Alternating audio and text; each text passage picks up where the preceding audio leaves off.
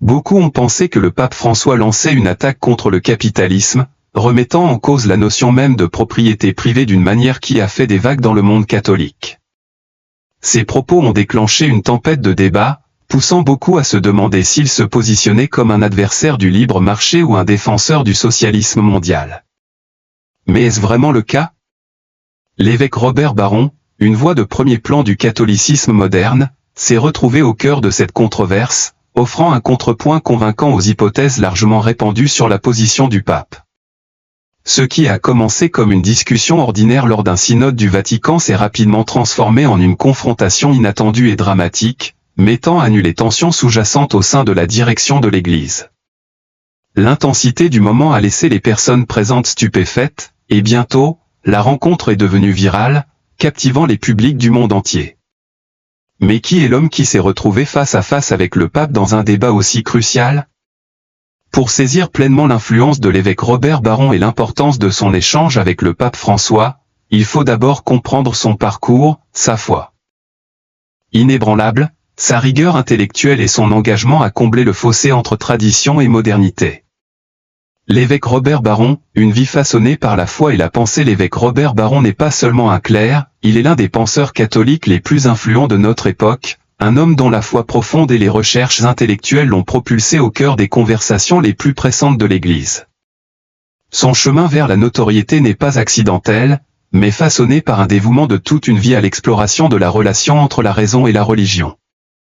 Élevé dans une famille catholique fervente à Chicago, Barron a ressenti très tôt un appel au sacerdoce, une vocation qui s'est étroitement liée à son amour pour la philosophie et la théologie.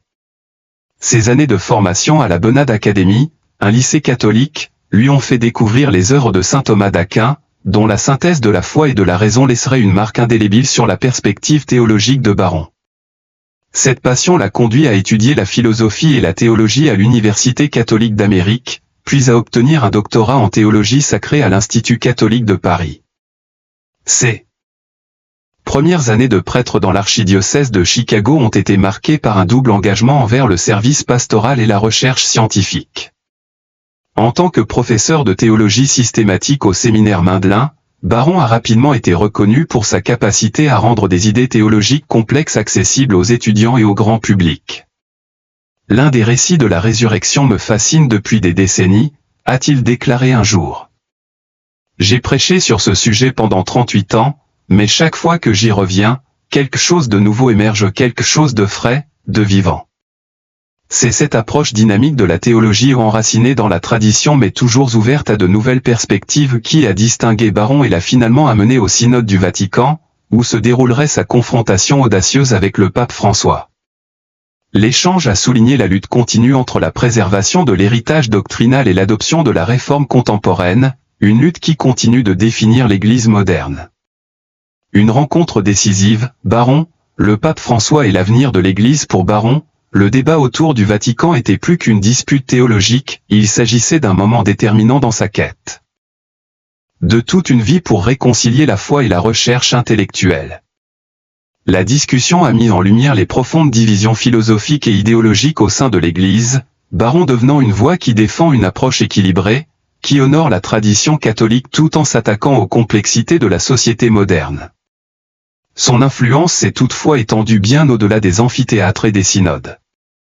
Reconnaissant le pouvoir transformateur des médias numériques, Barron a fait un geste révolutionnaire en 2000 en fondant Word on Fire, un ministère dédié à l'évangélisation par le biais de plateformes de communication modernes. Grâce à des vidéos YouTube, des podcasts et des cours en ligne, il a introduit une nouvelle façon d'interagir avec le catholicisme, rendant le discours théologique non seulement accessible mais aussi convaincant pour un public mondial. L'impact de Barron s'est fait sentir non seulement au sein de la communauté catholique, mais bien au-delà, car il a abordé des sujets allant de l'existence de Dieu au croisement entre la foi, la culture et les médias contemporains. Sa capacité à mêler harmonieusement discussion théologique et référence à la culture populaire en analysant les films, la littérature et la politique à travers une perspective catholique, a fait résonner son message auprès d'un public varié. Qui est à mon avis le plus grand écrivain de fiction catholique du XXe siècle, s'est interrogé Barron. Ses histoires sont empreintes d'humour et de violence, une juxtaposition si frappante qu'elle vous oblige à affronter les vérités brutes et troublantes de la nature humaine. Mais ce qui est peut-être le plus frappant, c'est la volonté de Baron de dialoguer avec les sceptiques, les athées, les agnostiques et ceux qui sont déçus par l'Église. Plutôt que de se retrancher dans une certitude dogmatique, il a activement recherché le dialogue, convaincu que la foi et la raison n'étaient pas des forces opposées mais des objectifs complémentaires. Son approche, à la fois profondément intellectuelle et profondément pastorale, l'a positionné comme l'une des voix catholiques les plus convaincantes du XXIe siècle. En fin de compte, son échange dramatique avec le pape François n'a pas été seulement un moment de controverse, mais le reflet d'un débat plus vaste, celui de l'avenir de l'Église, du rôle du capitalisme et de l'équilibre délicat entre tradition et progrès. Et malgré tout cela, l'évêque Robert Barron est resté fidèle à sa mission. Apporter les richesses de la pensée catholique au monde moderne, en veillant à ce que la foi ne reste pas seulement une relique du passé, mais une force vivante et respirante pour l'avenir. Français, engager le monde, l'influence numérique de l'évêque Barron. L'évêque Robert Barron n'a jamais eu peur de participer aux conversations difficiles qui définissent le paysage religieux moderne. Il est entré directement au cœur des débats et des discussions, en utilisant des plateformes comme YouTube pour dialoguer avec les croyants et les sceptiques. Sa volonté de s'attaquer à des questions théologiques et culturelles difficiles, souvent en réponse directe aux critiques, a consolidé sa réputation non seulement de théologien, mais aussi de bâtisseur de ponts entre la foi et la société contemporaine.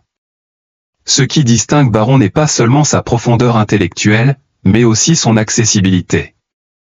Il écoute attentivement, répond avec clarté et traite même ses critiques les plus féroces avec respect.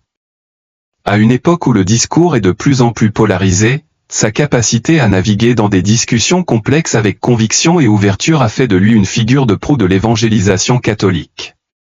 Cette audace, cette volonté d'affronter les questions pressantes de la foi et de la culture, deviendra encore plus significative lorsqu'il montera sur une scène plus large.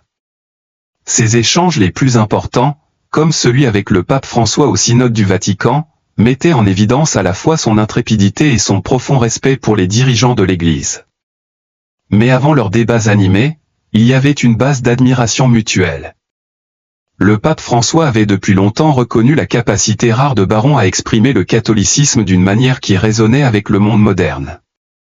Au fil du temps, le dévouement et la perspicacité de Barron ont gagné la confiance du pape, ce qui a finalement conduit à un moment charnière de sa carrière. Une nomination historique, évêque de Los Angeles en 2015, le pape François a pris une décision qui allait élever l'influence de Robert Barron au sein de l'Église, il l'a nommé évêque auxiliaire de l'archidiocèse de Los Angeles. Ce n'était pas une mince affaire, Los Angeles est l'un des diocèses les plus grands, les plus diversifiés et les plus complexes culturellement au monde. En choisissant Barron pour ce rôle, le pape envoyait un message clair, l'Église avait besoin de voix capables de s'engager dans la société moderne sans compromettre ses enseignements fondamentaux. En tant qu'évêque, Barron ne s'est pas réfugié dans un rôle administratif traditionnel. Au contraire, sa mission est devenue plus audacieuse. Il a continué à défendre l'idée que l'Église doit non seulement défendre ses vérités intemporelles, mais aussi s'engager activement dans le monde qui l'entoure.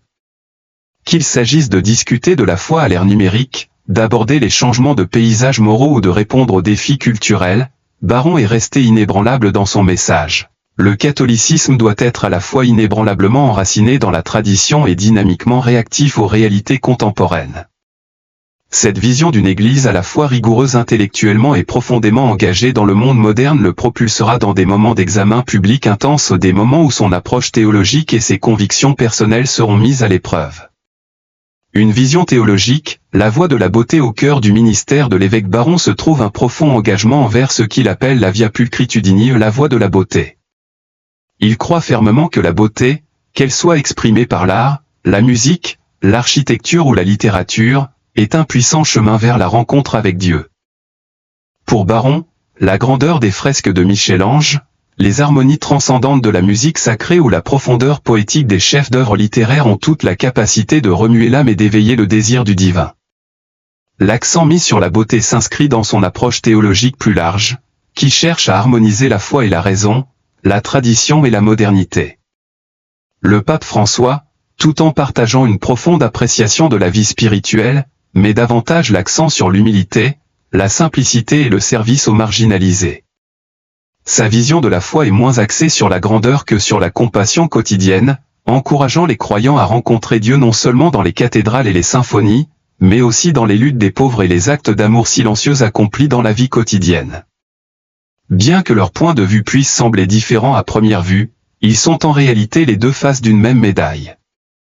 La vision de Baron invite les gens à trouver Dieu dans le sublime, dans la beauté transcendante qui élève l'esprit, tandis que le pape François appelle les croyants à le chercher dans l'humilité, dans les actes quotidiens de bonté et de miséricorde. Ensemble, leurs approches complémentaires offrent une vision complète de la foi, qui nourrit à la fois l'intellect et le cœur, à la fois la recherche de la vérité et l'appel à l'amour. Controverse et critique, un théologien sous surveillance. La notoriété s'accompagne d'une surveillance, et l'évêque Baron n'a pas été exempt de controverses. Son approche de l'évangélisation accueillante, intellectuellement engageante et profondément enracinée dans la tradition catholique a suscité des critiques de plusieurs côtés. Les traditionalistes soutiennent qu'il est trop accommodant avec la culture moderne, craignant que son ouverture au dialogue ne risque de diluer la pureté doctrinale. Parallèlement, certains progressistes le considèrent comme trop conservateur, estimant qu'il ne va pas assez loin dans le traitement des questions morales et sociales contemporaines. L'un des aspects les plus controversés de sa théologie concerne sa position sur le salut universel. S'appuyant sur les écrits du théologien influent sur Van Balthasar, Mgr Baron a suggéré que, même si l'enfer est une possibilité réelle, les chrétiens peuvent espérer le salut de tous les peuples. Cette perspective, bien qu'enracinée dans la tradition théologique, a suscité des discussions animées dans les cercles catholiques, certains l'accusant de minimiser la gravité de la damnation éternelle. Pourtant, malgré tous les débats et les critiques, Mgr Baron est resté inébranlable dans sa mission. Il continue de dialoguer avec ses partisans et ses détracteurs avec rigueur intellectuelle et chaleur pastorale, restant ferme dans sa conviction que le catholicisme doit être à la fois profondément enraciné et engagé vers l'extérieur, à la fois riche intellectuellement et universellement accessible. À une époque où la foi est souvent considérée comme rigidement dogmatique ou vaguement définie, l'approche équilibrée de Mgr Baron reste une force vitale pour façonner le dialogue permanent de l'Église avec le monde moderne. Que ce soit par le biais des médias numériques, du discours théologique ou de son leadership au sein de l'Église, il continue de défier, d'inspirer et d'inviter les autres à adhérer au message toujours pertinent et toujours transformateur du catholicisme. Exploration avec fidélité doctrinale. Malgré les défis et les controverses qui ont accompagné sa notoriété, l'impact de l'évêque Robert Baron sur l'Église est indéniable. Par ses écrits, ses conférences et sa diffusion dans les médias, il a atteint des millions de personnes, amenant à la fois les croyants de longue date et les chercheurs spirituels à une appréciation renouvelée des richesses intellectuelles et théologiques du catholicisme. Sa capacité à s'engager dans un dialogue significatif sans compromettre l'essence des enseignements de l'Église l'a distingué comme une voix convaincante et influente du catholicisme moderne. De ses débuts en tant que théologien à son rôle d'évêque, le parcours de Baron a été défini par un engagement inébranlable envers une exploration intellectuelle approfondie, un engagement sans crainte envers les problèmes les plus urgents auxquels l'Église est confrontée et un dévouement inébranlable à la fidélité doctrinale. Mais c'est au synode du Vatican que ces qualités ont été mises à l'épreuve ultime. Ayant gagné le respect du clergé et des laïcs, y compris celui du pape François lui-même, Baron s'est retrouvé dans une position où sa loyauté envers la tradition catholique l'a conduit à remettre en question certaines des réformes proposées par le pape. Ce moment a ouvert la voie à un débat dramatique et de grande envergure, qui allait résonner dans toute la communauté catholique mondiale. Au fil des discussions, deux visions distinctes de l'Église sont devenues de plus en plus claires. Le pape François défendait une vision centrée sur l'inclusion, la miséricorde et une ouverture dynamique au monde moderne. Dans le même temps, l'évêque Baron a souligné la nécessité de rester fermement ancré dans les enseignements fondamentaux de l'Église, en préservant son intégrité doctrinale face aux changements culturels. Le pape François embrassait la compassion et l'acceptation tout au long de son pontificat. Le pape François a constamment souligné la mission de l'Église d'étendre la compassion, la miséricorde et l'accompagnement pastoral à tous, en particulier à ceux qui sont en marge de la société. Sa vision est profondément ancrée dans le caractère inclusif du message du Christ, appelant à une Église qui tend la main aux oubliés, aux blessés et à ceux qui se sentent éloignés de ses enseignements. Cet objectif a défini nombre de ses déclarations et actions les plus marquantes. Sa célèbre remarque « Qui suis-je pour juger ?», est devenue un symbole de son approche du ministère, encourageant à passer d'un légalisme rigide à un engagement plus pastoral et centré sur la personne avec les fidèles. Il a exhorté à plusieurs reprises les catholiques à privilégier les relations plutôt que les règles, mettant en garde contre les dangers d'une foi trop dogmatique qui pourrait aliéner plutôt qu'inviter.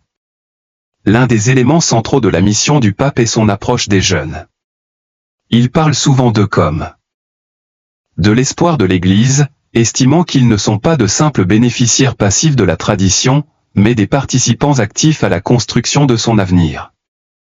Reconnaissant leurs préoccupations allant de la justice sociale et de la santé mentale aux questions existentielles sur la foi, François encourage une Église qui écoute et marche aux côtés de la jeune génération.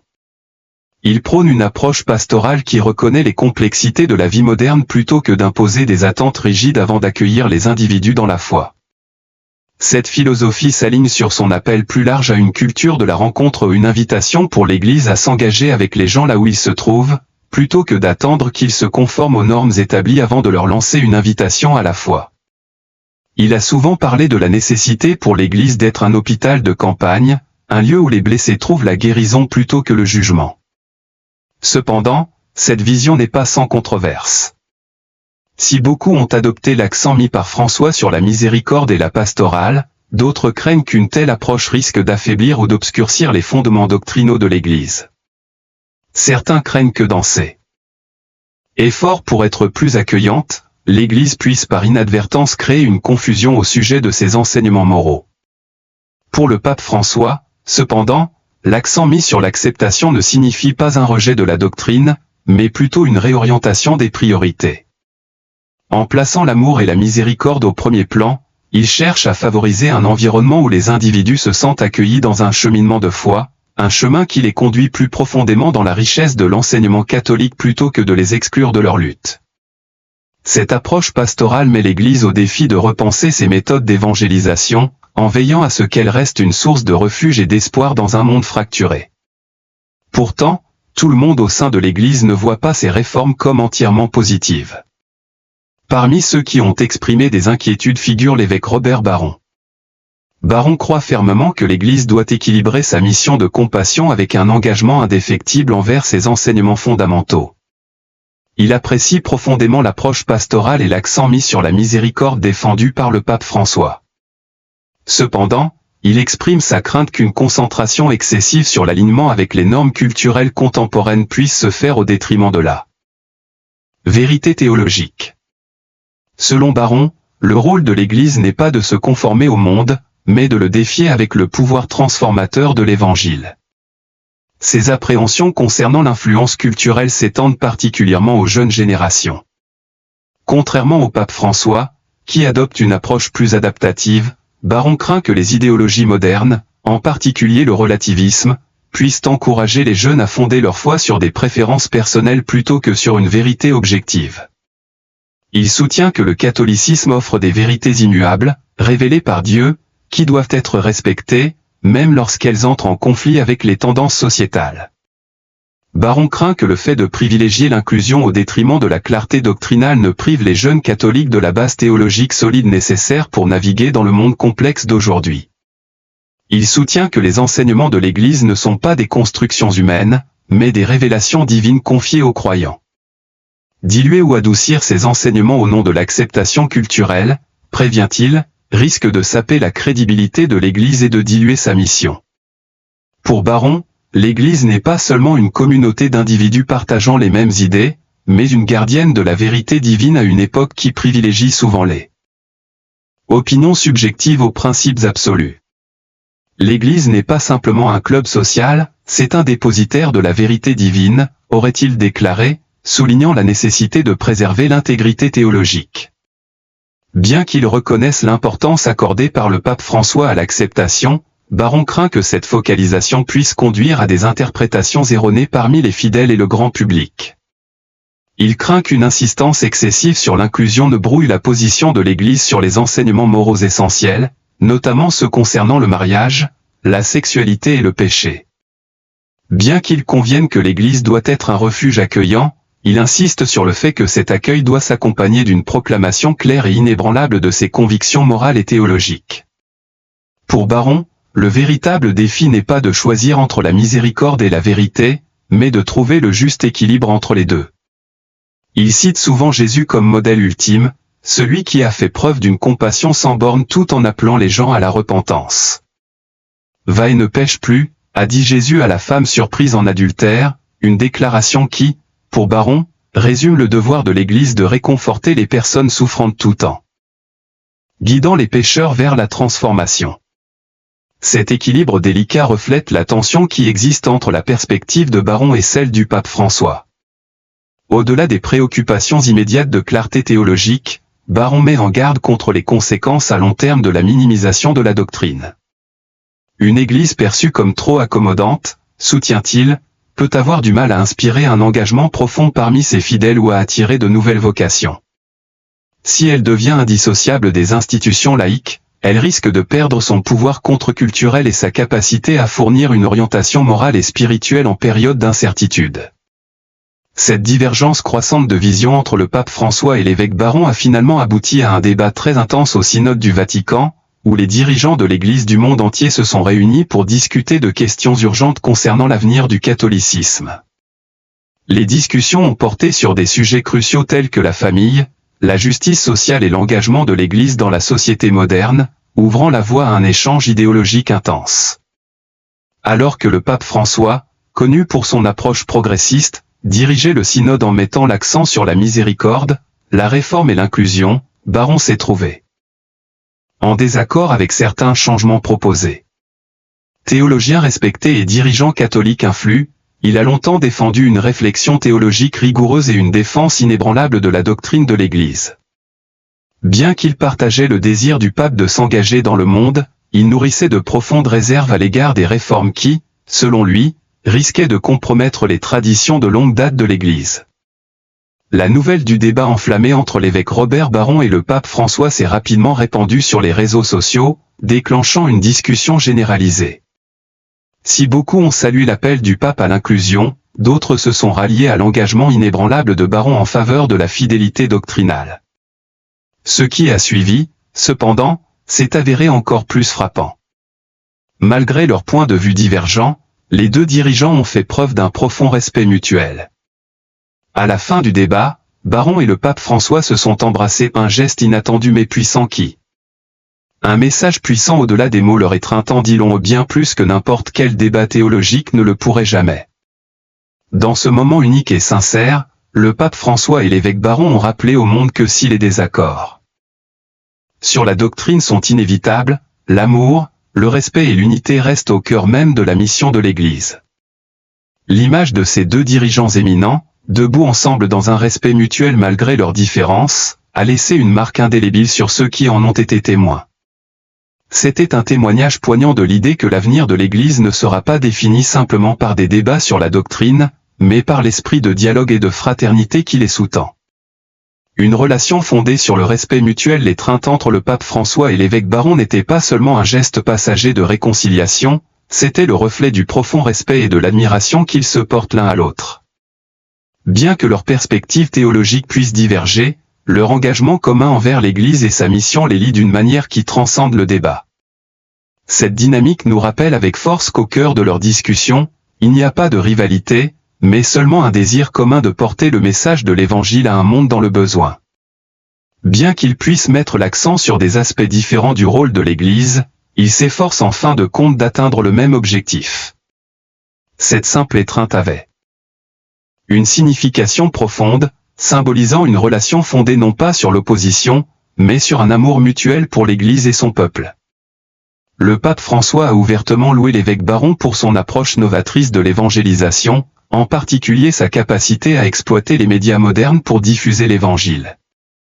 Dans une interview accordée au New York Times en 2018, le pape a souligné la nécessité des médias dans le rayonnement de l'Église, affirmant que l'utilisation des médias pour la diffusion de l'Évangile est indispensable. Cette conviction s'aligne parfaitement avec la mission de Baron, apporter la foi catholique à un public plus large par le biais de plateformes numériques et d'un discours théologique accessible. Il est évident que le pape reconnaît le travail de Baron comme non seulement précieux mais complémentaire à ses propres efforts pour atteindre les croyants du monde entier de manière nouvelle et significative. Un lien au-delà des différences théologiques de son côté, l'évêque Baron n'a jamais hésité à exprimer son admiration pour le pape François. Bien qu'ils aient divergé sur des questions doctrinales, Baron a toujours loué la sensibilité pastorale du pape et son engagement indéfectible en faveur de la miséricorde et de la sensibilisation. Dans une interview accordée en 2017 au Catholic World Report, Mgr Baron a reconnu l'impact profond du leadership de François, déclarant « Le pape François a fait énormément pour sortir l'Église de la culture de l'Église institutionnelle cléricalisée vers une Église plus dynamique, missionnaire et évangélique, véritablement soucieuse d'atteindre les marges de la société. » Il a également reconnu l'extraordinaire capacité du pape à établir des liens avec les gens à un niveau profondément personnel, ce que Mgr Baron lui-même considère comme essentiel à une évangélisation efficace. À cet égard, leurs approches concordent, car les deux hommes accordent la priorité à l'engagement personnel dans leur mission de rapprocher les gens du Christ. Cet engagement commun en faveur de l'évangélisation a été particulièrement évident lors du synode de 2018 du Vatican sur les jeunes, la foi et le discernement vocationnel. L'évêque Baron faisait partie des participants invités, et ces discussions avec le pape François ont reflété un dialogue continu, qui, malgré leurs différences théologiques, a renforcé leur investissement mutuel dans l'avenir de l'Église. Si le synode était principalement axé sur les préoccupations des jeunes catholiques, les échanges entre Mgr Baron et le pape ont souligné la discussion plus large sur la meilleure façon de guider l'Église dans un monde en évolution rapide. Le leadership par l'humilité. Mgr Baron a également longuement parlé de son admiration pour le style de leadership personnel du pape François. Il a souvent souligné l'humilité du pape, son dévouement envers les pauvres et son approche compatissante du ministère comme des qualités que tous les catholiques, en particulier le clergé, devraient s'efforcer d'imiter. Le pape François a redéfini ce que signifie être un leader dans l'Église, a fait remarquer Mgr Baron dans un discours prononcé en 2019. Plus que ses gestes en faveur d'un mode de vie plus simple, son exemple est un exemple d'humilité, et c'est quelque chose dont nous pouvons tous tirer des leçons. En même temps, Mgr Baron reconnaît les tensions qui surgissent entre l'approche pastorale du pape et les vues traditionnelles de la doctrine de l'Église. Cependant, il ne voit pas ces tensions comme des points de division, mais comme des éléments essentiels d'une discussion plus large sur la manière dont l'Église peut remplir sa mission dans un paysage culturel en mutation. Plutôt qu'un conflit personnel, il considère leurs perspectives divergentes comme faisant partie d'un dialogue nécessaire et continu. Une Église unie dans la mission même au-delà du discours public, il est clair que le pape François et l'évêque Baron partagent un lien enraciné dans leur engagement commun envers l'Église. Bien qu'ils puissent représenter des courants théologiques différents au sein du catholicisme, leur relation reste une relation de profond respect et de collaboration. Dans un monde qui amplifie souvent les divisions, leur exemple sert de puissant rappel que même au milieu des désaccords, l'amour et l'unité peuvent et doivent prévaloir. Leur amitié témoigne de l'idée que l'Église, malgré les débats internes et les différences idéologiques, reste une communauté liée par une foi partagée et une mission commune. Qu'ils discutent de doctrine, d'évangélisation ou des défis de la modernité, le pape François et l'évêque Baron travaillent en fin de compte vers le même objectif, conduire les gens à une rencontre plus profonde avec le Christ. En cela, ils ne sont pas des adversaires, mais des partenaires dans la foi, unis dans leur vocation à servir l'Église et son peuple.